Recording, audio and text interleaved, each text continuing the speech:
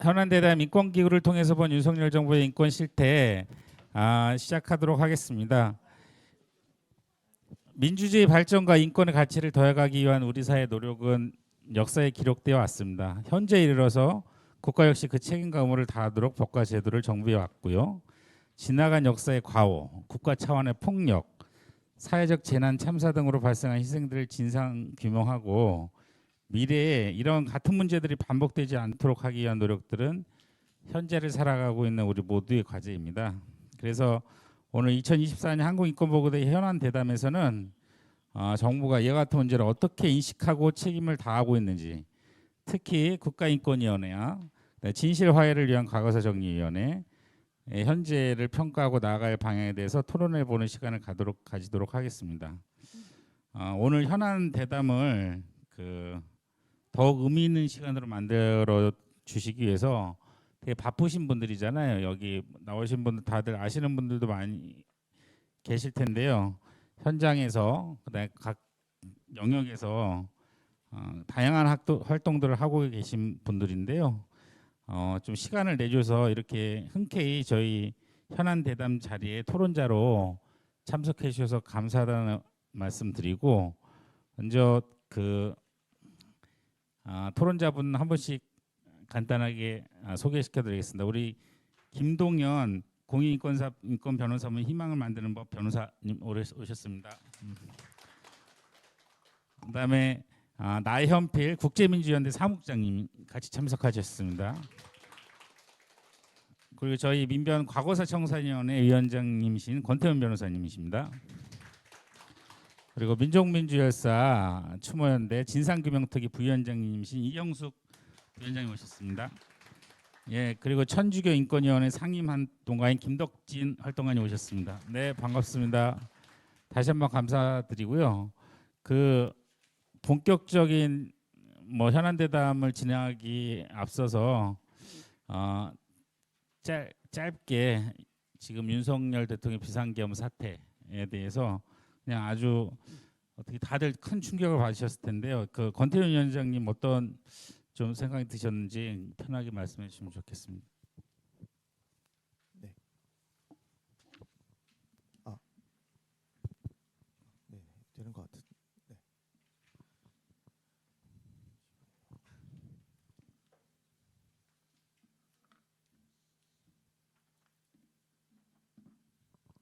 네. 일단 이 긴급 비상계엄 선포에 대해서 이미 많은 언론에서도 그렇고 많은 법조인들이 이게 당연히 위법한 조치였다라는 데 대해서는 아마 큰 이견이 없으신 것 같습니다.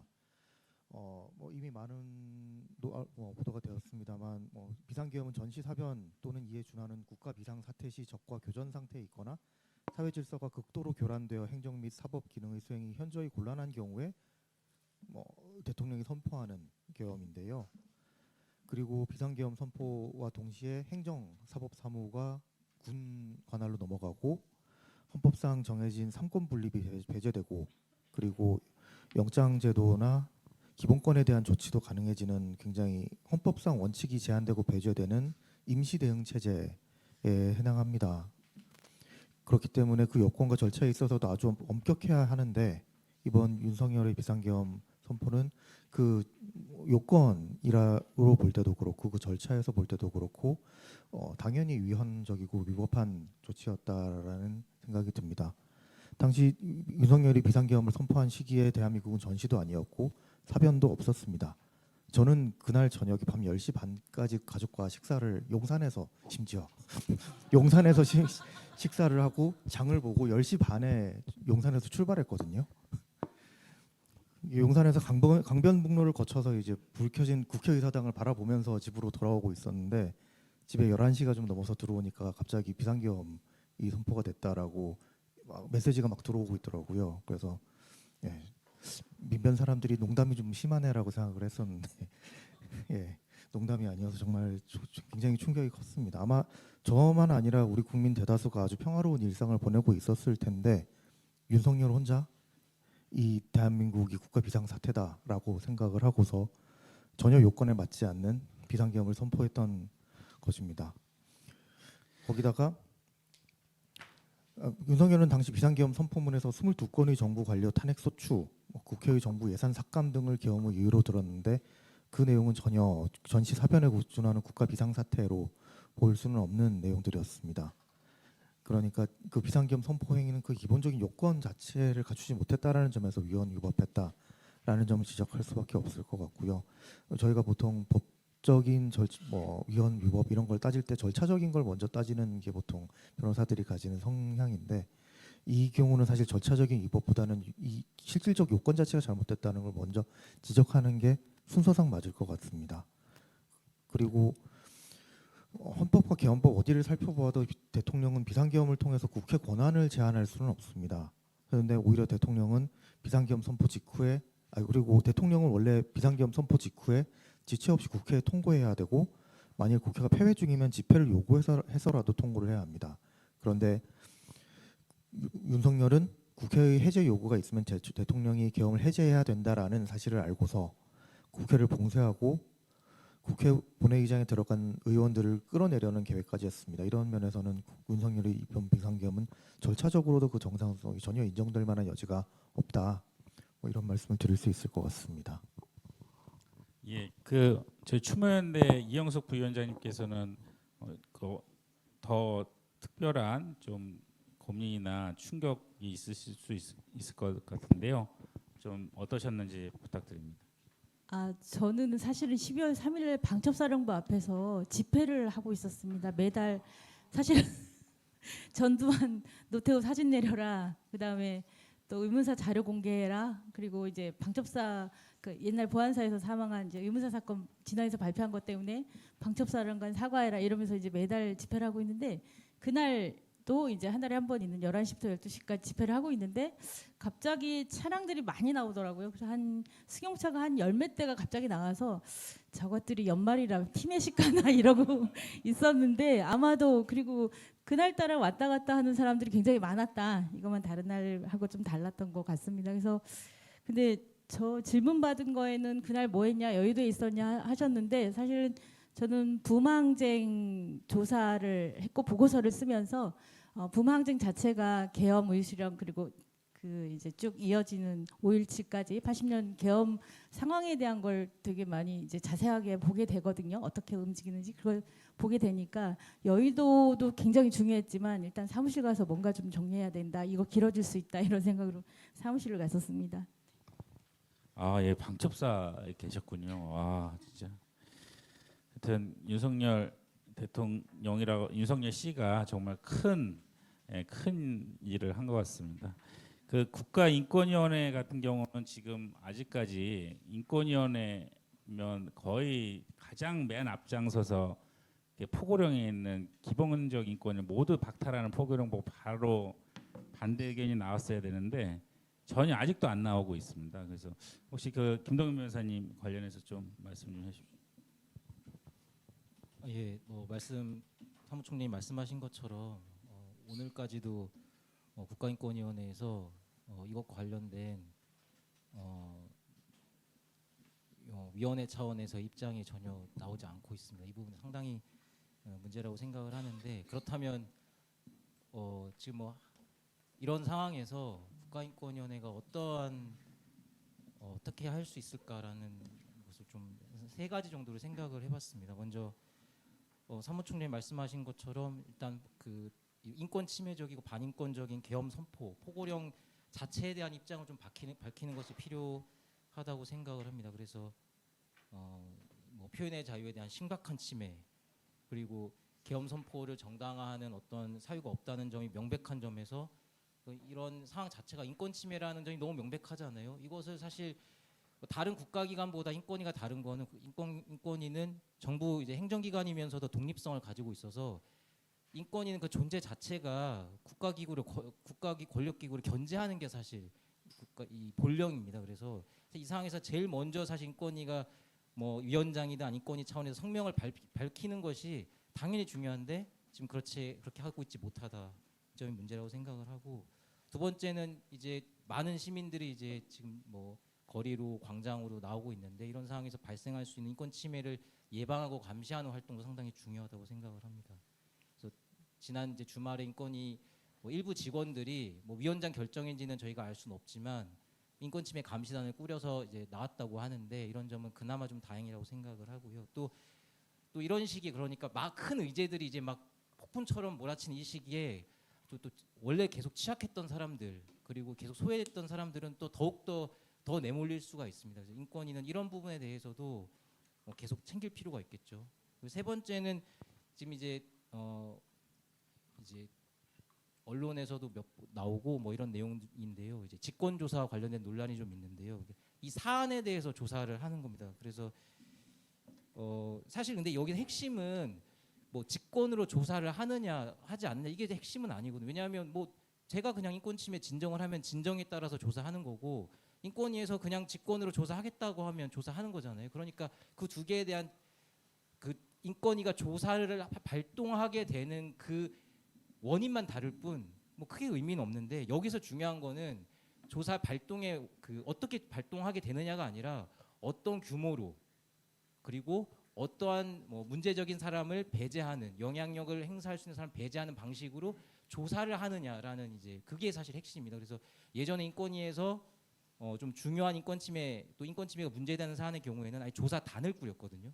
그래서 이 경우에는 뭐 다른 뭐 여러 부처에서 일하고 있는 인권위 직원들을 조사단으로 다 모아가지고 그 사안만 조사를 시켰습니다. 해당 기간 동안. 그것처럼 사실 직권조사를 하겠다는 것의 핵심은 직권조사 여부가 아니라 인권위가 얼마만큼 이것에서 중하게 이 문제를 바라보고 이것에 다루느냐 이게 핵심이라고 생각을 합니다. 그래서 오늘 한 2시 정도에 그 이제 문제적으로 많이 알려져 있는 김용원 상임위원이 기자회견을 했는데 자기가 이제 직권조사를 하겠다라고 밝혔습니다. 근데 내용이 뭐냐면 계엄 선포에 대해서 직권조사하는 건 반대. 그런데 이 과정에서 이제 이 사람이 군인권 보호관이거든요. 그러니까 군인들의 인권이 침해됐을 수 있으니까 그 문제에 대해서 직권조사를 하겠다라는 이제 한 거죠. 근데 사실 뭐 중요하죠.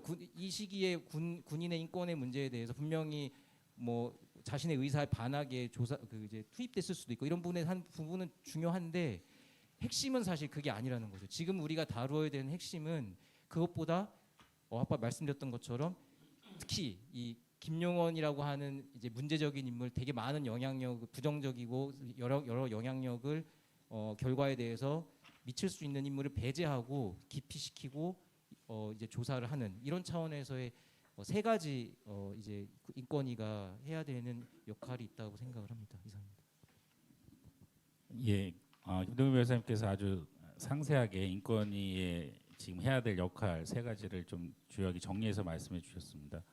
혹시 나은필 국장님 비상계엄에 대해서 어떻게 좀 바라보셨는지 간단한 멘트 부탁드립니다. 네, 그 제 인권위 관련해서 말씀을 드리면 방금 말씀하셨듯이 인권위가 입장을 너무나 빨리 냈었어야 되는 부분인데 그렇지 못하고 지금도 전원위에서 논의를 하는데 제가 원래 오늘 전원위 공개 안건이어서 방청 신청을 했었습니다. 근데 회의 시작 전에 그 문제의 위원들의 요구로 비공개로 안건이 전환이 됐습니다. 그러니까 기자들과 사람들이 보고 있으면 자기들이 말을 편하게 못 한다면서 그렇게 해서 이제 안창호 위원장이 그거를 이제 결정을 해가지고 비공개로 전환돼서 지금 아마 계속 얘기를 하고 있을 겁니다. 저는 이 시점에서도 인권위가 이런 거를 기자들의 눈을 피해서 얘기를 해야 되는 상황 자체가 인권위의 지금 현 주소를 보여준다 생각하고 있고, 근데 바로 이 인권위가 내일 세계 인권의 선언에 맞춰서 인권의 날 행사를 내일 주최를 합니다. 근데 아마 내일 인권의 날 행사를 한다는 걸 아마 다들 처음 들으셨을 겁니다. 보통 이걸 하면 보도자료를 다 뿌리고 인권위 홈페이지 대문에다 크게 행사 홍보를 하는데 이번엔 전혀 그런 과정이 없습니다.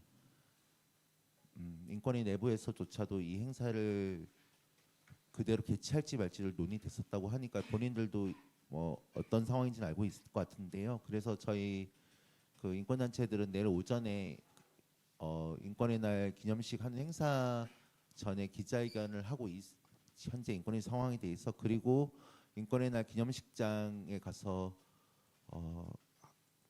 아마 인권위 설립 이후로 현병철 때도 하지 않았던 가장 높은 수위의 직접 행동을 할 예정입니다.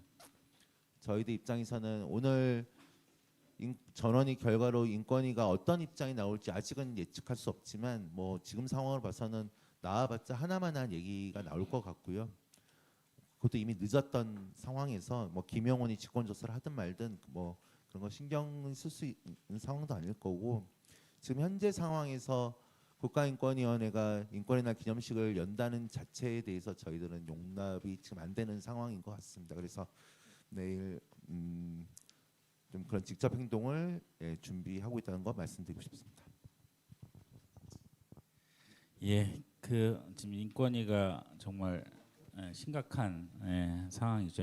세계 인권의 날 관련해서도 그 세계 인권의 날 행사 자체를 할지 말지를 우리나라의 국가인권기구인 인권위가 논의한다는 것 자체가 너무 역설적인 상황이라고 생각됩니다.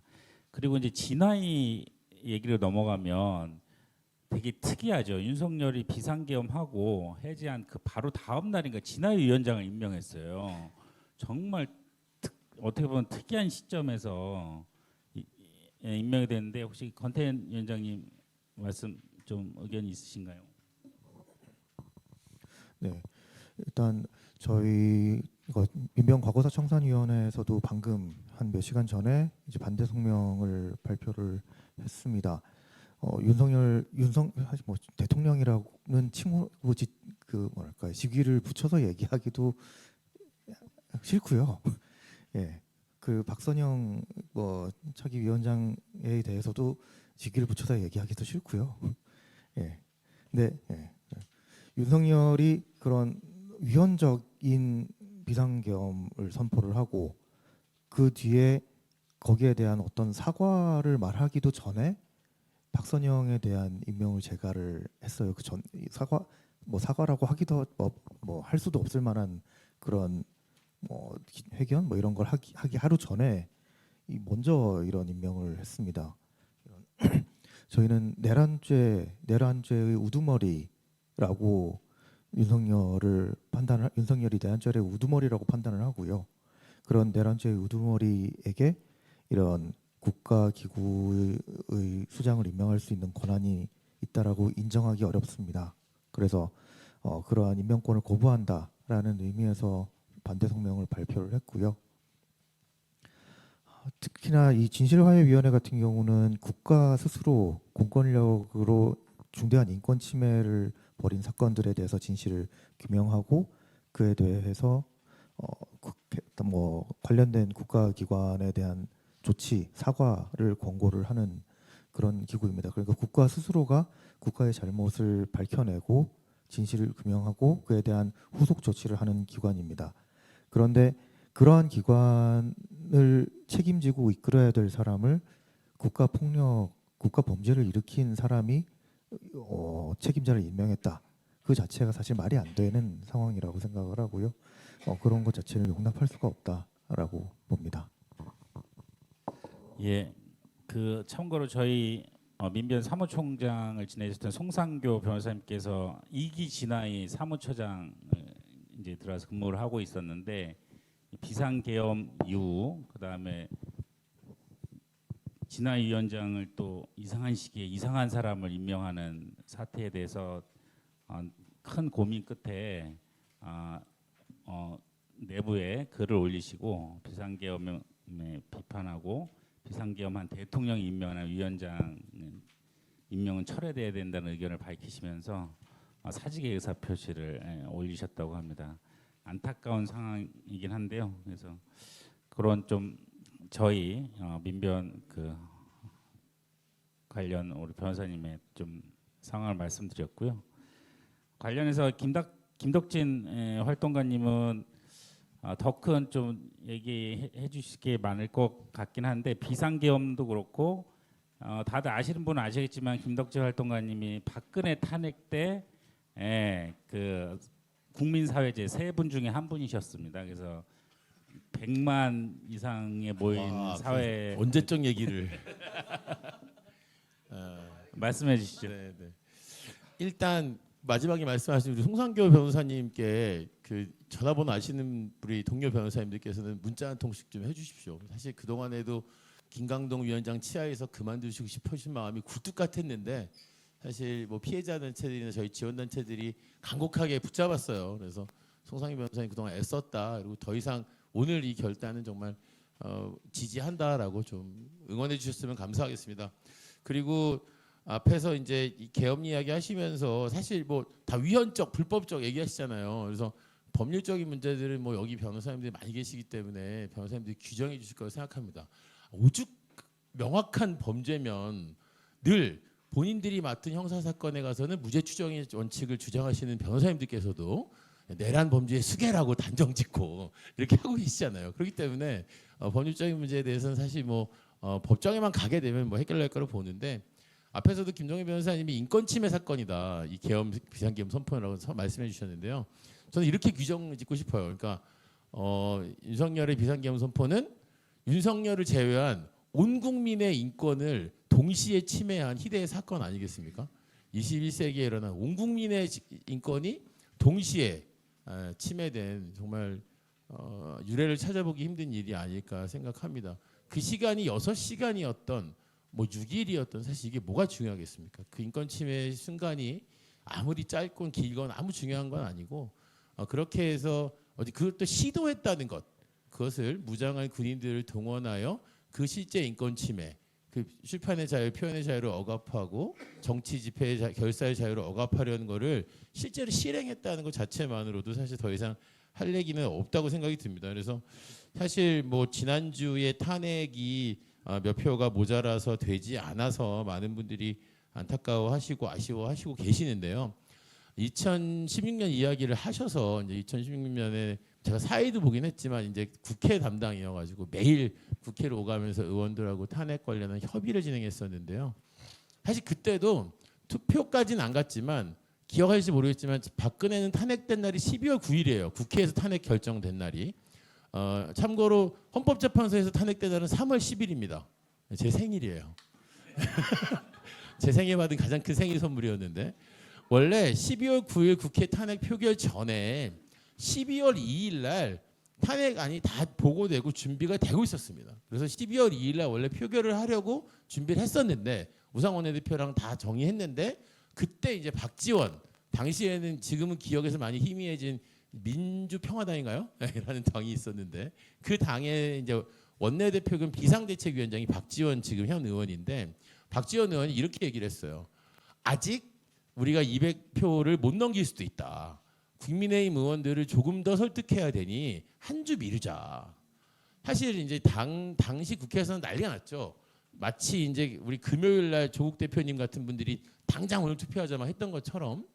근데 그때 그렇게 이야기를 했을 때 막 난리가 났지만 박지원 그 당시 비상대책위원장이 내가 몇 년을 국회에 있었냐. 내가 몇 명 더 설득할 테니까 좀 기다려달라. 사실 이렇게 해가지고 그날 표결을 안 했습니다.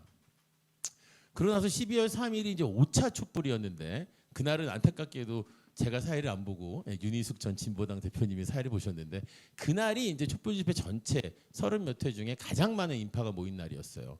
그러니까 12월 2일 날 하겠다고 해놓고 표결 안 하니까 다들 이제 국민들이 진짜 너무너무 화가 나가지고 그날 진짜 뭐 그때가 이제 한 200만이라고 말할 정도의 인파가 몰렸는데 이게 이제 무대 위에서 보는 사람들이 실감하거든요. 저희가 그 플라잉 스피커를 몇 개 달았느냐 LED를 몇 개 설치느냐에 따라서 그날의 규모를 알 수 있는데 그러고 나서 국회가 난리가 난 거죠. 놀란 거예요. 이렇게 큰일 났구나. 다음 주에 표결을 안 하면 우리 다 이제 국회에도 큰일 나겠구나 싶어가지고 사실 12월 9일에 이제 그 탄핵 표결이 이루어졌거든요. 그래서 사실상 이번 그 7일 날 이제 표결하지 않으면서 국민들의 그런 어떤 그 확실한 요구를 이제 체득한 우리 국민의힘 의원들께서 분명 다음 탄핵 투표 때는 하지 않으실까라고 생각을 하는데요.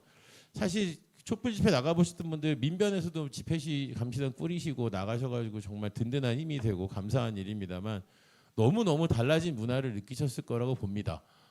흔히 말했던 뭐 MZ 세대라고 그렇게 표현하는 것이 또 어떤 그 세대에 대한 어떤 규정이라고 또 인권활동가들은 잘 하지 않습니다만 2030 세대라고 하는 세대가 훨씬 많이 있었고 실제로 나왔던 음악이나 또 집회에 오늘 어떤 평론가는 카니발이라고 표현하시기도 했고 또 이런 얘기도 있었습니다.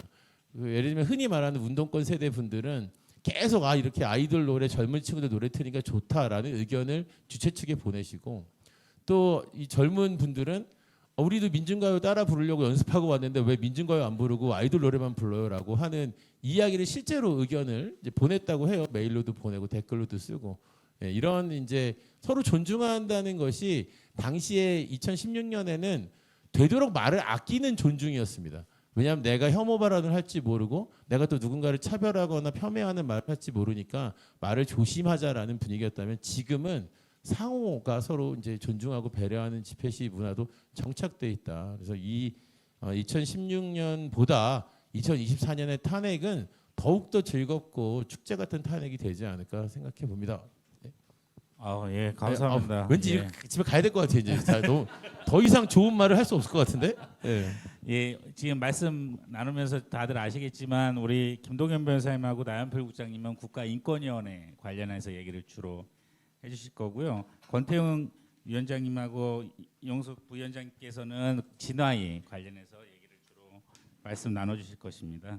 그래서 다음으로 넘어가면 인권기구 설립 역사 의의에 대해서 이제 오늘 현안 대담 관련해서 본격적으로 들어가면 우리 사전에 우리 네 분께 이 칸을 지금 국가인권위원회는 뭐뭐다, 지금 진시화위원회는 뭐뭐다 이렇게 좀 써달라고 요청을 드렸거든요. 그래서 그 쓴 거 가지고 우리 토론자분들께서 이게 어떤 의미로 이걸 썼는지 하면서 이제 인권기구에 대한 역사나 의미를 말씀해 주실 것입니다. 우리 이 순서대로 김동연 변호사님부터 말씀 부탁드립니다.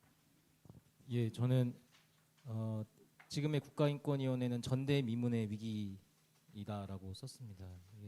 국가인권위원회가 2000년대 초반에 설립이 됐고 현재 한 20여 년 이제 되었죠. 그런데 뭐 여러 위기가 있었습니다. 뭐 이명박 정부 시절에 예를 들면은 예산을 축소하고 인원을 감축한다든지 또 대통령 지금은 이제 독립기구인데 이거를 대통령 산하의 기구로 한다든지 이런 이제 위기들이 있었죠. 이것도 이제 잘 이겨냈고 또 사실 설립 당시에서부터 뭐 인권위와 관련된 여러 이제 뭐 인권 단체들의 투쟁이나 이런 것들이 있었습니다. 그런데 이제 지금의 인권위가 왜 제가 전대미문의 위기 상황이다라고 이제 썼냐면 지금은 전혀 생각해보지 못했던 그러니까 너무 날것의 문제들이 그냥 그 이제 인권위에서 발생하고 있는 거예요.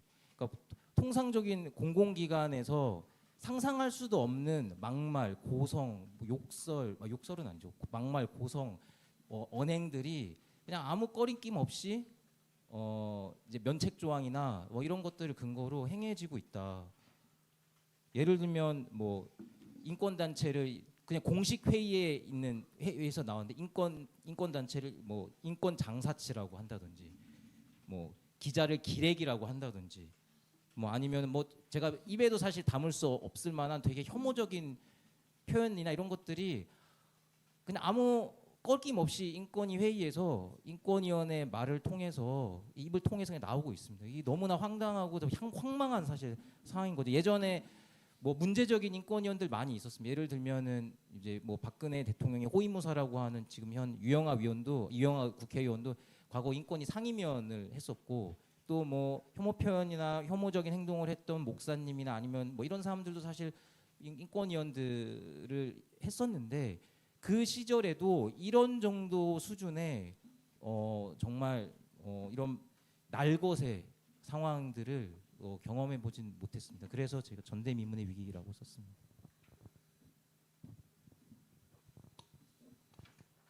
네, 저는 두 가지 의미가 있을 것 같습니다. 지금의 국가인권위원회는 곧 망할 것이다. 망한다는 의미는 이제 현재 체제, 소위 안창호 체제라고 하는 것은 지금 어쨌든 아까 말씀드린 이번 내란 사태에 대해서 어느 정도라도 자기들이 체면치레하는 정도의 의견이 나왔으면 어쨌든 임기가 보장되어 있기 때문에 안창호 3년 체제가 유지될 수는 사람이 있었을 텐데 실기하고 아마 오늘 밤에도 못 내는 이상 만약에 어쨌든 현 윤석열 씨에 대한 입장이나 이런 게 정리되고 나면 과연 안창호 씨가 버틸 수 있을까 싶습니다. 앞으로 남은 3년을 위원장으로서 뭐 쉽지 않을 것 같고요. 뭐 당장 이제 지금 현재 인권위원 구성에 있어서도 지명에 있어서도 어쨌든 대통령 지명이 그만큼 많기 때문에 앞으로의 상황에 대해서도 어쨌든 소위 이제 그들이 계획했었던 내용들이 오래 가지는 않을 것이다라고 생각하는데 이제 문제 핵심은 그러면 이제 대통령이 바뀌어서 소위 이제 그렇게 이를테면 안창호 위원장이 뭐 사퇴를 하고 그래서 다음 대통령이 누가 될지는 아직 모르지만 그래도 좀 인권위원장만한 사람이 들어오게 되면 이런 일이 또 안 벌어질 것인가라는 좀 별개의 문제인 것 같습니다. 사실은 지금 왜 인권위가 방금 김동연 선생님께 말씀하셨듯이 왜 이런 전대미문의 위기를 겪게 됐을까? 왜 인권위에 이런 사람들이 와서 이런 혐오 발언을 마음껏 할 수 있게 되는 상황이 됐을까? 저는 이것이 단순히 한국의 이를테면 특정 보수 집단이 정권을 잡을 때마다 반복되는 어떤 보수 정권만의 문제라고 보기에는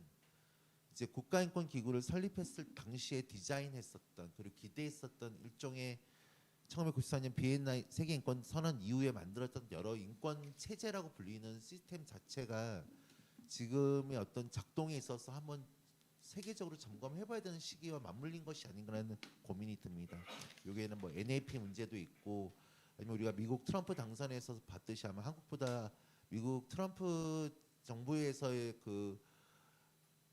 그리고 또 유럽에서도 극우 정당들이 계속 그 정권을 잡아가면서 인권위가 그동안 많이 우리 인권단체 활동가들조차도 인권위를 보호하는 논리로서 많이 썼던 소위 국제인권 기준이라는 말, 유엔이라는 말 이런 것들이 작동될 때만 사실 인권이라는 시스템도 함께 의미가 생길 텐데 그 기반이 사실 이제 우리가 무너지는 것을 점차 목도하고 그렇게 예상되는 상황에서 한국의 국가인권이 홀로 인권위로서의 역할들을 제대로 수행할 수 있을 것인가라는 질문은 또 별도로 던져봐야 될 문제일 것 같습니다. 그러나 그건 뭐 차차 다 고민할 문제고 어쨌든 안창호 인권위 체제는 어쨌든 이 문제에 대해서 실기함으로써 그들이 생각했던 안창호 인권 체제는 곧 망할 것이라는 게 제 추측입니다. 저는 지금의 진실화해위원회는 그래도 마지막 희망이다라고 썼는데요. 이건 좀 고민을 되게 많이 했어요. 사실 이거를 사실 기획 의도를 따지고 보면 좀 비판하는 취지로 한마디를 써야 될 것 같고 그래서 조롱을 할까 차라리 뭔가 비판을 할 건덕지가 참 많은데 그래도 지금 이 진실화해위원회 같은 경우는 국가인권위하고 다르게 굉장히 짧은 기간의 활동 기간을 가지는 그런 제한적인 활동 기간을 가지는 기구고 그러다 보니까 이 피해자들 입장에서는 좀 절실한 이 기구에 대해서 가지는 희망이 너무나도 절실하다라는 생각이 또 막상 또 들더라고요. 이렇게 뭔가 안 좋은 말을 쓰려고 하다 보니까 실제 김광동이 위원장으로 있는 기간 동안에는 진실화해위원회가 제 역할을 다하지 못했던 것이 사실이고요. 특히 한국전쟁기 민간인 학살과 관련해서는 더더욱 자신의 역할을 하지 못하고 오히려 부역기관 어떤 자신의 사상적인 김광동이나 어떤 뉴라이트 쪽 사람들의 사상에 부역하는 기관으로 빨갱이로 낙인을 찍는 것 같은 그런 행동을 하는 굉장히 퇴행적인 모습을 보여줬던 게 사실입니다. 그렇지만 그래서 그런 면에서는 좀 더 강한 비판을 하는 게 맞다라고 생각을 하지만 아마 그런 비판은 이영숙 선생님이나 김덕진 선생님이나 이런 분들이 충분히 해주실 거라고 생각을 해서 어쩌면 지금 이 순간에도 이런 어려운 상황에서도 진실화해위원회에서 꿋꿋이 자기 자리를 지키고 소임을 다하고 계시는 위원분들이나 조사관분들이나 이런 분들에 대해서 조금은 응원하는 메시지를 저는 좀 보내주고 싶었습니다. 그리고 실제 진실화해위원회, 특히 2기 진실화해위원회가 1기 진실화해위원회 종료 이후에 약 10년 정도 공백기 이후에 재출범을 했는데요. 그 기간 동안에 정말 많은 국가폭력 피해자분들이 거리에서 이 진실화해위원회의 재가동을 요구를 했는데 그게 참 굉장히 어려웠습니다. 그리고 그때 당시 아마 이기 진화의 재출범을 위한 과거사 정리법 개정안이 통과될 때도 형제복지원 피해자가 국회 앞쪽에서 고공농성을 하고 이러는 과정에서 굉장히 극적으로 통과됐던 기억이 나는데요. 이런 식으로 이런 절박함을 가지고 재출범했던 진실화해위원회인 만큼 어쩌면 이번 아마 윤석열이 탄핵될 거라고 당연히 생각을 하는데 그런 탄핵을 기점으로 해서라도 조금이라도 이 진실화해위원회가 자신의 역할을 다 하고 이런 국가폭력 피해자들의 절실한 상황을 조금이라도 해결해 줄 수 있는 희망이 되었으면 해서 그래서 그래도 마지막 희망이다라는 말로 정리를 해봤습니다.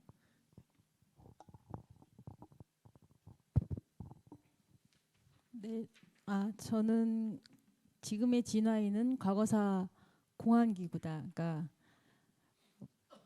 예전엔 과거의 공안기구들이 시민과 비시민을 나누고 그거의 기준들이 어쨌든 국가보안법이라든가 빨갱이 논리 이런 거였다면 그것을 좀 뒤집어보고 그러니까 그것에 의해서 피해를 당한 사람들을 구제하고 뭔가 이제 국민들과 화합을 시켜야 할 기구가 오히려 그거를 지금 오히려 갈라치기 하면서 못하게 막는 그래서 과거의 공안기구처럼 과거사 공안기구화 되어 있다라고 보여지고요.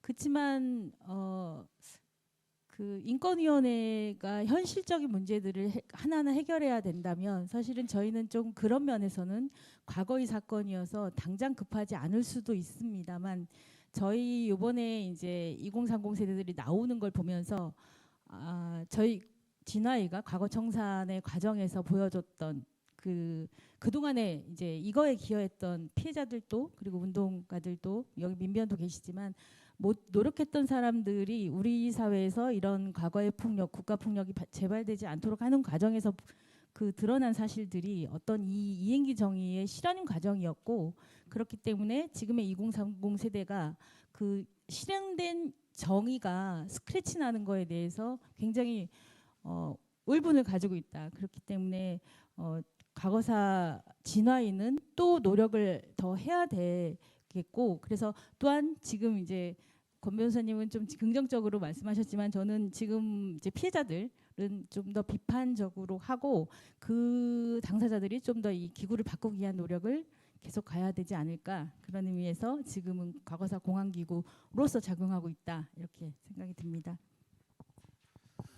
예, 그 김덕진 활동가님은 뭐 인권이나 진화의 설립 때부터도 네. 많이 알고 있어서 그 좀 내부 저도 말씀 듣고 말씀 좀 해주시죠. 쓰긴 썼어요. 저는 진실화위원회는 거짓 불화위원회다 이렇게 썼는데 그냥 반대 지금이야 그런 거죠. 앞으로는 더 나아질 가능성이 충분히 있다고 봅니다만 실제로 박선영 같은 사람이 이제 오고 김강도 같은 분들이 계속 이제 특히 이제 민간인 학살 때 집단 학살당한 우리 민간인들을 다 좌파들이었다, 부역 세력이었다 이런 식으로 이제 몰아가고 사실 그렇게 실제로 결정을 뒤집으려 하는 그런 거짓을 근데 위원회에서 뒤집어서 결정하면 그게 사회적 진실이 되는 거잖아요. 이 서류적 진실. 그러니까 그렇게 하려는 것이고 사실 이거는 원래 진실을 통해서 이렇게 어떤 사회적 화해를 얘기하는 거죠. 피해자들의 마음의 화해라는 걸 어떻게 우리가 강요할 수 있겠어요? 근데 그런 거를 원했던 건데 사실 지금 계속 우리 민간에서 피해자들이 농성하고 의문사 피해자 가족들이 1인 시위하고 집회하고 계속 그러고 있습니다. 계속 불화를 만들고 있죠. 진화위의 어떤 출범에 사실 함께했던 사람으로서 굉장히 가슴이 많이 아프고요.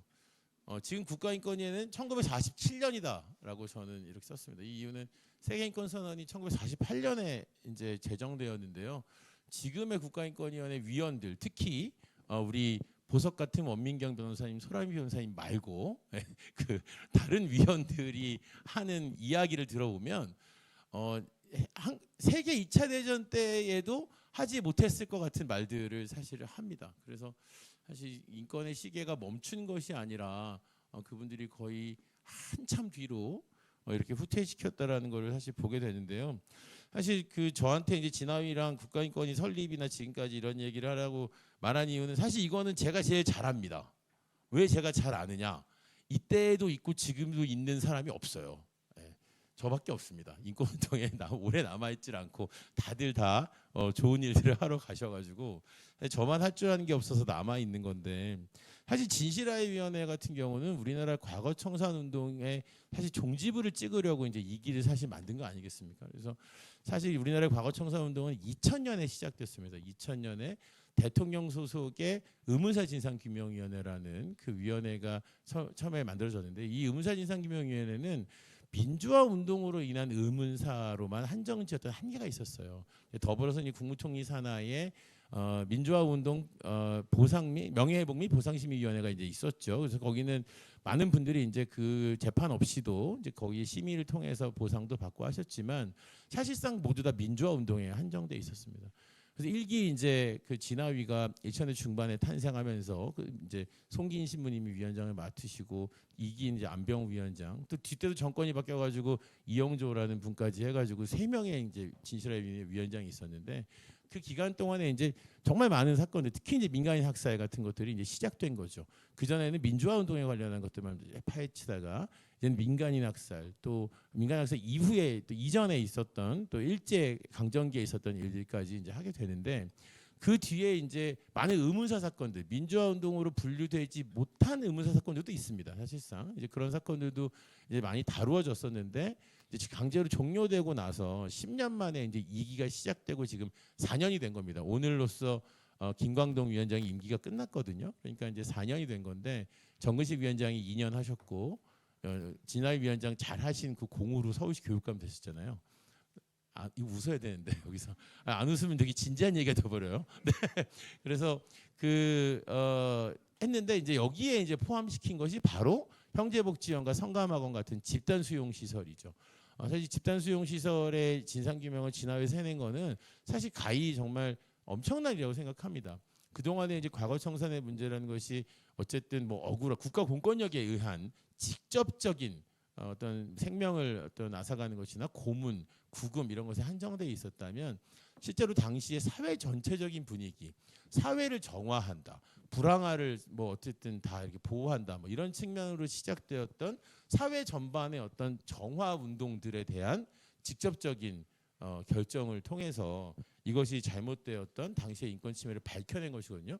그래서 이제 이번에 그 갔었던 유엔 고문방지위원회 대한민국 6차 심의에서도 이 시설 수용자들의 문제에 대해서 심각한 권고를 했던 거라고 생각하거든요.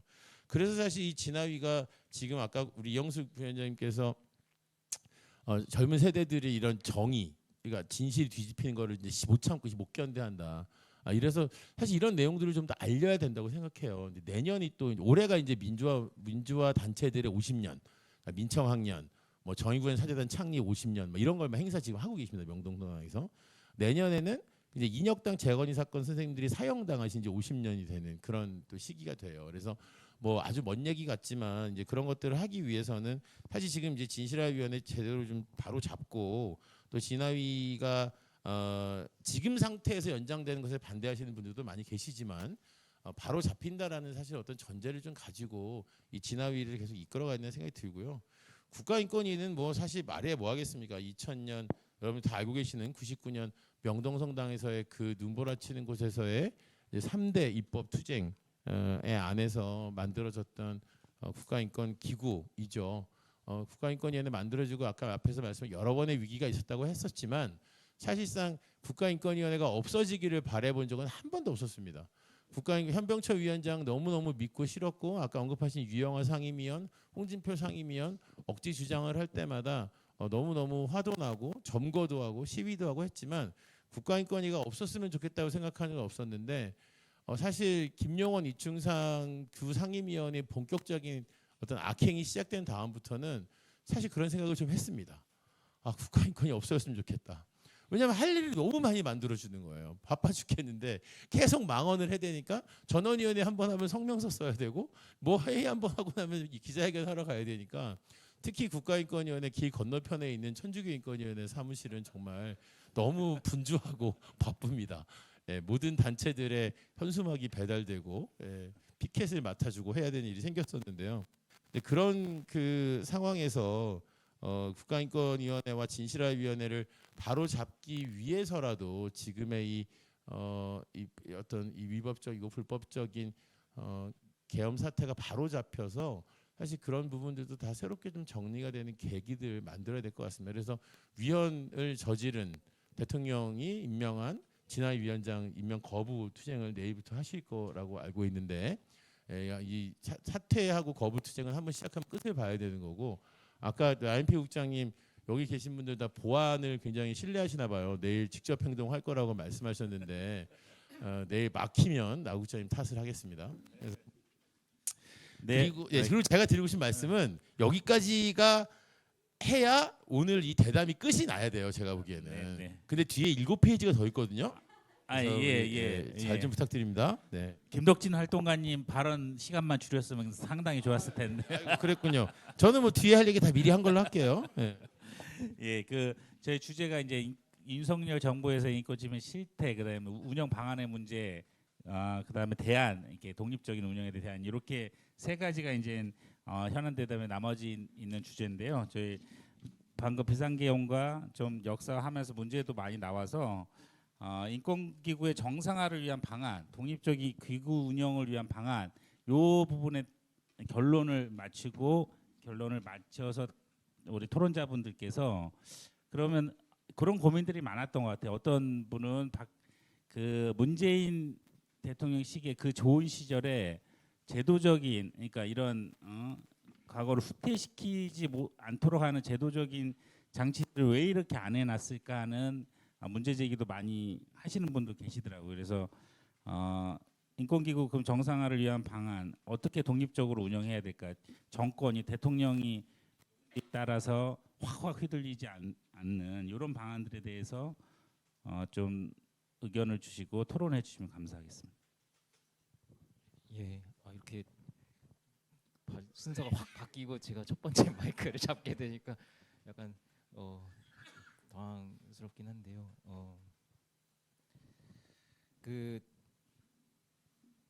지금 이제 작금의 이충상 김용원 위원의 제가 이제 막말 이제 아주 문제적인 행동에 대한 말씀을 드렸었는데 이 사람들이 하는 행동들이 이제 그런 막말만 있는 것이 아닙니다. 그러니까 회의를 아예 안 와 버려요. 그러니까 의사 종족수를 이제 이 사람들 다 판사 검사 출신의 아주 노련한 변호사 생활, 교수 생활 오래 한 사람들이니까 아주 잘 알겠죠. 법 기술자들입니다. 그래서 이 사람들이 의사 종족수로 인해서 회의가 자기들이 안 오면 회의가 개최되지 않고 그러면 그 송도한 전임위원장 또는 박진 전 사무총장과 관련된 여러 이제 회의 진행이나 이런 것들을 막을 수 있다고 생각을 하니까 회의를 그냥 안 와버리고 그렇게 되니까 인권 침해 진정 사안들이 막 산적하게 되고 이거를 그런데 이런 것에 대해서 어떻게 문제 제기를 할 수가 없는 상황인 겁니다. 그리고 또 직원들에 대해서 공개적으로 회의 중에 이 사람을 징계해야 된다. 인권위 직원들을 자기들과 안 맞는다는 이유로. 근데 이제 다 아시겠지만 이 사람들은 차관직 그 정무직 공무원이거든요. 이 사람들에 대해서 어떻게 할 수 있는 방법이 없어요. 이 면책 조항이나 이런 것들이 있기 때문에 그래서 이제 여러 이제 지금 의원 발의된 법도 있고 또 이제 인권 진영에서 인권운동 진영에서도 많은 좀 고민을 하고 있는 부분이 이제 우리가 탄핵 정국이기 때문에서만 그런 것은 아니지만 그럼 인권위원을 탄핵시켜야 될까? 이런 고민을 하게 됩니다. 왜냐하면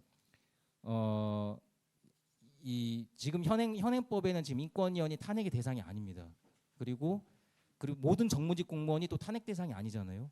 그러니까 정무직 공무원 중에서도 일부는 이제 탄핵이 되고 또 정무직 공무원이 아닌 사람들도 탄핵이 돼. 그러니까 정무직이냐 아니냐는 사실 탄핵의 범위랑 딱 맞아 떨어지 정합하진 않아요. 그럼 이건 어떻게 보면은 어떤 국제인권 기준이나 아니면은 어떤 뭐 정책적인 판단을 통해서 우리가 생각을 해야 되는데 인권위와 관련돼서 가장 핵심적인 기준으로 파리 원칙에서부터 중요하게 여겨지는 것이 독립성입니다. 그러니까 인권위는 독립해야 된다. 근데 이 독립성이라고 하는 원칙을 견제하다 보니까 그러면 지금 작금에 발생하는 이 상황들, 그러니까 이충상, 김용원의 뭐 막말을 떠나서 그냥 인권위를 무기능으로 만들어 버린, 회의 안 와버리고 이런 상황에 대해서 어떤 식으로 이런 것을 통제할 수 있을 것이냐라고 하는 문제가 바로 발생을 하는 거죠. 그래서 뭐 이제 의원 발의로 탄핵의 대상으로 추가하는 발의도 됐습니다만 이 부분에 대해서는 계속 많은 고민이 필요하다고 생각을 하고 이제 인권위원회 이거 가장 쉽게 해결할 수 있는 좋은 방안은 인권위원회 그런 사람들 안 뽑으면 되겠죠.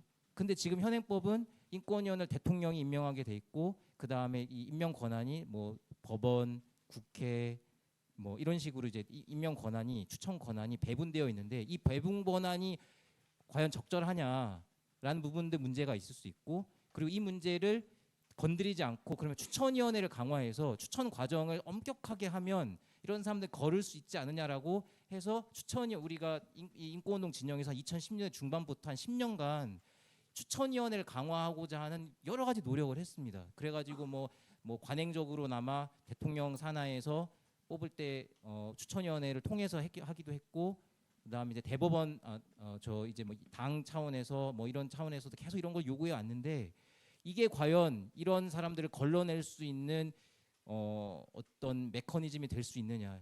그러니까 입구가 사실 어떻게든 만들어내면 이런 데 걸러낼 수 있는데 입구도 사실 좀 그렇고.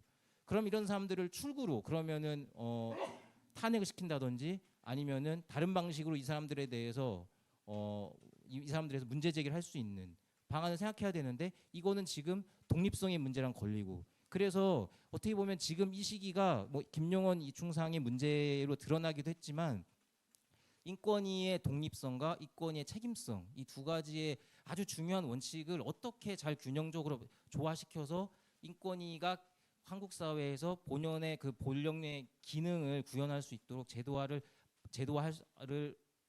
제도적인 변화를 만들어낼 수 있을 것이냐에 대한 사실 많은 문제를 지금 이제 우리한테 던지는 지금 시기라고 생각이 되고 이 부분에 대한 어떤 뭐 입법적 대안이 명확하게 있다기보다는 사실 많은 연구와 사실 좀 검토, 논의, 토론이 필요한 부분이라고 생각이 듭니다. 이상입니다. 김대미 변호사님이 많은 연구와 토론과 논의가 필요하다고 말씀하실 수밖에 없는 게 저희가 굉장히 많이 고민을 해봤습니다. 인권위원회 이충상, 김용 같은 사람이 안 뽑히게 하려면 도대체 어떤 법을 만들어야 이런 사람이 안 뽑힐까? 답이 없는 거예요. 이게 이를테면 국제 인권 기준을 따르는 사람이라고 법정을 만들어봤자 그들은 이 사람이 국제 인권 기준을 따르는 사람이라고 뽑으면 근데 그거를 저희가 그러면 시험을 봐가지고 국제 인권 기준으로 시험에서 점수 높은 사람을 뽑을 수도 없는 일이고 아무리 어떤 추천위원회에 그러면 이제 어떤 사람들 더 많이 넣어서 한다고 했을 때 근데 그 민주주의 사회에서 이를테면 시민사회란 거를 이를테면 시민사회인데 무슨 이를테면 진보적인 시민사회만 시민사회다로 주장하기는 사실 어렵잖아요. 분명히 광화문 집회 나간 사람들도 자기가 시민사회라서 우리는 그렇게 하기는 어렵지만 그들이 우리도 추천권을 해달라고 했을 때 그거를 하기 어려운 현실적인 한계가 분명히 존재하는 것 같습니다. 결국은 이 국가인권기구라는 것들을 디자인했을 때는 관행적으로 인권에 대한 기준에 대해서 그것이 확립되어 있는 상태란 것을 가정을 하고 나서 우리가 얘기를 해왔고 심지어는 우리의 지난 인권 역사를 봤을 때 오히려 보수정당 쪽에서 추천한 인권위원이 소위 이제 민주당이 추천한 인권위원보다 훨씬 더 나은 모습을 보인 적도 사례가 몇 번 있습니다. 그러니까 그런 관행들이 작동을 해오다가 왜 윤석열 때 이것이 무너졌는가라는 문제에 대해서 다시 우리가 고민을 하지 않으면 이 부분에 대해서 아무리 우리가 법을 잘 만든다 하더라도 다시 문제가 돌아갈 수밖에 없을 것 같고요. 저도 이거 사실 이제 시간상 봐서 마지막 발언이라 생각하고 꼭 드리고 싶은 말씀이 그러니까 마치 이를테면 인권위가 잘 나갈 때는 민주당이 대통령이 있을 때고 인권위가 정말 잘 안 나올 때는 소위 이제 보수 정당이 뭔 잡으면 인권위에서 사단이 나고 뭐 현실적으로 사실 그렇습니다. 저는 사실 그런데 되고 싶어서 그러면 이제 앞으로 민주당이 이를테면 정권을 잡을지 안 잡을지 만약에 여전히 우리나라의 주요 정치를 있을 텐데 과연 이 인권위에 대해서 민주당은 책임이 없을 것이라는 부분에 대해서도 좀 얘기를 해봐야 된다고 생각을 합니다. 물론 인권단체들은 민주당 대통령이 임명한 인권위에서도 독립성 문제가 있을 때 냉철하게 비판하고 활동을 했었지만 그걸 뛰어넘어서 그 아까도 말씀드린 인권이라는 그 자체에 대해서 과연 지금의 민주당은 우리가 생각하는 인권을 그들도 똑같이 동의하고 그것들을 지키려고 하는 힘과 의지가 있느냐는 부분에 있을 때 저는 갈수록 그런 부분에 대해서도 민주당의 그런 부분에 대해서 좀 실망스러운 모습을 많이 보이고 있다 생각하거든요. 훨씬 더 포퓰리즘적으로 가면서 여성이나 성소수자 인권에 대해서 민주당들이 훨씬 우클릭하는 우려들이 벌써부터 보이고 있다는 점에 대해서 인권에 대해서 얘기를 할 때 그런 부분에 대해서도 우리가 명확하게 정치적인 어떤 판단이 아니라 인권의 기준에 따라서 이 부분들에 대해서 계속 얘기를 하지 않으면 더 큰 위기가 맞이할 수 있다는 점을 꼭 말씀드리고 싶었습니다. 예. 앞에서 두 분 말씀해주신 거 보면 또 인권이 뭐 제도적으로 어떤 식으로 해야 되는 거 참 어렵다라는 말씀을 해주시는 것 같은데 역시 진화의 부분에 있어서도 동일하게 좀 어려운 문제인 것 같습니다. 근데 지금 이 진실화해위원회는 위원장 임명 문제가 정말 아주 따끈따끈한 문제로 당장 이렇게 드러났잖아요. 근데 이 김광동 실질적으로 김광동이랑 굉장히 친밀한 관계에 있는 박선영이 지금 위원장으로 임명이 됐고 두 사람의 사상이 굉장히 비슷한 것으로 보이고 있고 그런데 김광동 같은 경우는 이제 뭐 제주 4.3이라든지 이게 뭐 폭도다, 뭐 공산주의 폭도다, 뭐 그리고 5.18에 대해서는 북한 인민군이 관여를 했다라는 식의 주장을 하고 근데 이런 5.18, 4.3, 뭐 여순 이런 모든 이 사안들이 진실화해위원회 그 과거사 정리법에 정해져 있는 진실규명 대상으로 분명히 정해져 있는 사안들이거든요. 그런데 그 사건들에 대해서 그 사건들이고 그리고 5.18, 4.3 모두 특별법이 만들어져 있고 국민적으로 이 국회를 통해서 국민적으로 이게 어떤 사건이라고 규정이 되어 있는 뭐 더 이상 이것이 뭐 공산주의 반란 뭐 폭도니 뭐 북한군이 개입했니 이런 식의 역사 왜곡 발언을 할 만한 이유가 없는 이미 사회적으로 정리가 되어 있는 사안임에도 불구하고 그런 진실화해위원회에서 업무를 처리해야 되는 분명한 업무 범위에 대해서 역사를 왜곡하고 허위 사실을 유포하는 이런 사람이 자꾸 진실화해위원장으로 임명되는 사태는 정말 참담한 상황이라는 생각이 들고 있습니다. 그래서 적어도 진실화해위원회의 위원장이나 뭐 위원으로 임명하는 과정에서는 그런 업무 범위에 있어서 이런 허위 사실을 역사를 왜곡하거나 허위 사실을 주장하는 사람이 위원장으로 임명돼서는 안 된다라는 정도의 제도적인 어떤 제약은 있어야 되지 않을까라는 생각이 들고요. 그리고 이번에 최근에 또 그 이제 박선영이 임명되는 과정에서 문제 제기가 되고 있는데 진실화해위원회의 위원장은 장관급인데 임명 청문회 임명하는 과정에서 청문회가 없습니다. 이제 적어도 청문회 과정이라도 거친다라고 하면 이 사람이 이런 자기가 이런 반동적인 이런 퇴행적인 인간이라면 청문회 과정을 거치는 게 부끄러워서라도 주저하는 상황이 좀 벌어질 수는 있지 않을까. 그래서 이런 장관급 인사인데 청문회를 좀 제도상으로 도입을 하는 것도 필요하지 않을까.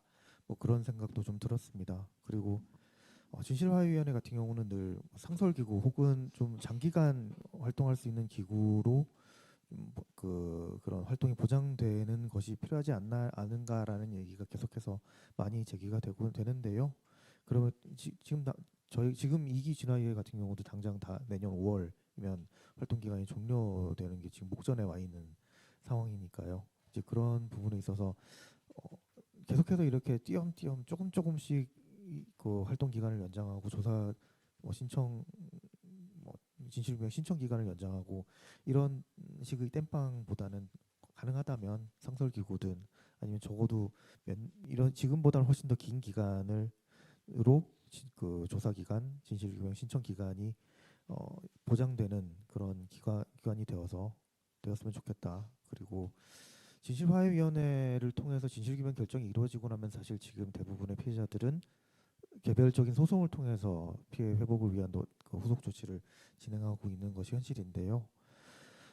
사실 피해 회복이 금전적으로 되는 부분들도 있겠죠. 그렇지만 그것보다는 그분들은 국가 권력에 의해서 피해를 받았고, 그리고 그 피해 사실이 계속해서 유지된 것도 공권력에 의한 것이었고, 그리고 어쩌면 이런 국가 폭력이 계속해서 이어졌던 건 거기에 대한 재발 방지 대책이 이루어지지 않고 사과가 이루어지지 않았기 때문일 텐데, 실제 진실화해위원회에서는 그 진실규명 결정을 하면서 국가기구에 대해서 이런 거에 대해서 사과를 해라, 이에 대해서 어떤 재발 방지 대책을 내놓아라라고 권고를 하지만 실질적인 대책이나 어떤 후속 조치가 이루어지지 않는 것 같습니다. 이제 그런 부분에 대해서도 조금은 더 제도적으로 강력하게 정하고, 그래서 실질적이고 진정성 있는 후속 조치가 이루어짐으로써 실제 그 국가 폭력의 피해자분들이 좀 더 현실적인, 그리고 그 단순한 금전적인 배상의 문제를 떠나서 그분들의 마음의 상처를 치유해 줄 수 있는 그런 조치를 할 수 있는 제도를 좀 마련해야 되지 않을까, 뭐 그런 생각도 좀 듭니다.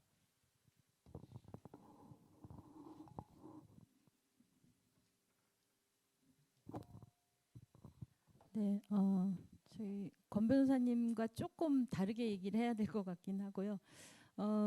국가인권위원회가 아마 진화위는 인사 구성에 있어서는 위원 추천이나 위원장이 비슷할 수 있는 것 같아요. 저희도 이제 반인권적 발언이나 연구를 했던 사람, 과거에 그런 것이 밝혀진 경우에 이제 뭐 안 되도록 해야 된다, 이런 정도의 개정안들을 지금 마련은 하고 있습니다. 근데 그렇지만 그게 이제 얼마나 여야 간의 이제 법 개정 과정에서의 협의, 이게 진화위는 특히나 조금 더 강합니다. 여야 합의라는 게 굉장히 중요해서 조사 권한이라든가 이런 것들이 굉장히 많이 후퇴를 하고, 그것이 2004년, 2005년부터 왔던 지금 진화위법의 본류기도 하고요. 그래서 그렇지만 그때 당시만 해도 우리가 과거사에서 조금 희망적인 거는, 그때 비해서 그때는 뭔가 단기간에 뭔가 이렇게 뒤집을 수 있을 거라는 생각을 했었는데, 지금은 피해자들 스스로도 좀 길게 갈 수밖에 없고, 피해자 스스로를 드러내는 거에 굉장히 시간이 걸린다는 것이 생각이 들더라고요. 저도 이제 99년도 이제 그부터 이제 의문사법 때부터 대응을 해봤는데, 그때 당시 99년 이후부터의 그때의 그 진화에 관련한 피해자들은 꾸준하게 운동을 해오셨던 분들이에요. 그리고 나이도 젊으셨어요. 근데 지금 제가 다시 이제 좀 공부를 하고 활동에 복귀해 보니까 지금은 그런 분들이 많이 떠나셨고, 정말 그때 눈치 보면서 피해자임을 드러내지 못한 그런 분들이 사실 이 기회에는 많이 신청이 돼 있어서, 이분들이 뭔가의 그 사회에 대한 것들도 굉장히 멈칫멈칫하세요. 그건 연좌제의 영향도 있을 것이고, 또 하나는 이제 성향도 있으실 수는 있을 것 같은데, 그러다 보니까 어쨌든 증거가 피해자들인데, 과거사에서의 이 국가폭력에, 근데 그분들이 이제 계속 사라지고 계시고, 그렇지만 어쨌든 저희가 이게 진상규명이 끝나지 않았기 때문에 계속 가려면 어쨌든 이 피해자들과 함께 할 수 있는 시민사회의 역량을 좀 더 만들 수 있는 노력, 그리고 아까 계속 말씀하셨지만 진화위가 상설화됨으로써 뭔가 그리고 계속 역사 전쟁처럼 되어 있잖아요. 일제강점기 문제도 그렇고, 이게 하루아침에 끝나지 않을 것이다. 그때는 저희가 정보 보고서 내고 우리가 좀 선점하면 뭔가 사회가 더 다르게 인식하고 어떤 재발봉지들이 이어질 거라고 생각했지만, 그 당사자들 그리고 시민사회가 노력하지 않으면 그게 이어지지 않는다는 게 이제 확인이 되고 있기 때문에, 상설화되는 어떤 진상규명 기간, 그리고 피해자들 스스로 드러낼 수 있는 기다림, 이 사회에서, 그리고 그것이 계속 5.18처럼 번복되는 것들을 어쨌든 이제 그걸 계속 대응해 나가는 시민사회 역량, 그리고 피해자들의 역량, 이게 좀 더 많이 중요하지 않을까 싶고요. 그거를 위한 이제 진화위도 앞으로는 그 주체들, 위원회 내부에서의 자기 직원 내지는 의원들, 이게 아니라 밖의 이야기를 공식적으로 담을 수 있는 어떤 체계 이런 것들이 좀 필요하지 않을까 싶고요. 그런 의미에서 한국 과거사는 과테말라 사례에서 좀 많이 볼 필요가 있다고 생각이 듭니다. 과테말라는 유엔이 직접 관여해서 위원회를 일시적으로 했고 그렇지만 계속 그 실종자들이나 그 인디오들이죠. 그 원주민들에 대한 사망 이것들을 계속 밝혀냈던 것들은 시민사회 영향으로 지금까지 오고 있습니다. 그래서 어떤 이 과거사도 그 노력들이 더 두텁게 더 있어야 되지 않을까 싶고요. 그런 의미에서 좀 앞으로 그 시민사회 역할들을 조금 더 바래 봅니다. 네. 그리고 과거지만 그것이 이제 이번 이제 촛불 집회 과정에서도 드러났듯이 시민 촛불에서 드러나듯이 그것이 사회적인 학습 효과, 과거사의 학습 효과들은 그렇게 나타날 것이다. 한순간에 나타나는 것이 아니고 그렇게 계속 지속화되는 속에서 재발 방지가 될 것이고 그럴 것이라는 생각이 좀 듭니다. 그래서 길게 보고 가자 그런 좀 희망적인 생각을 가져보려고 합니다. 네. 예, 네 분 말씀 너무 감사합니다. 저희가 시간이 이제 거의 다 돼서요.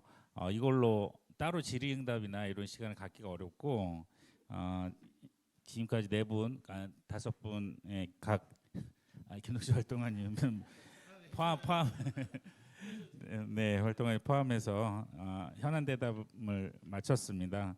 인권국 기구를 통해서 본 윤석열 정부 인권 실태가 뭐 비상계엄을 통해서 이영석 위원님께서 말씀하신 것처럼 그 누적이 악화의 누적이 저렇게 비상계엄으로 저희는 보여졌다, 외화됐다는 생각이 들고 이거를 시민의 힘으로 어떻게 지혜롭게 극복하느냐가 또 저희 과제인 것 같습니다. 그래서 오늘 이렇게 현안 대담을 마치면서 2024 한국인권보호대회도 마무리하도록 하겠습니다. 오랜 기간 참여해 주셔서 너무 감사합니다. 고맙습니다.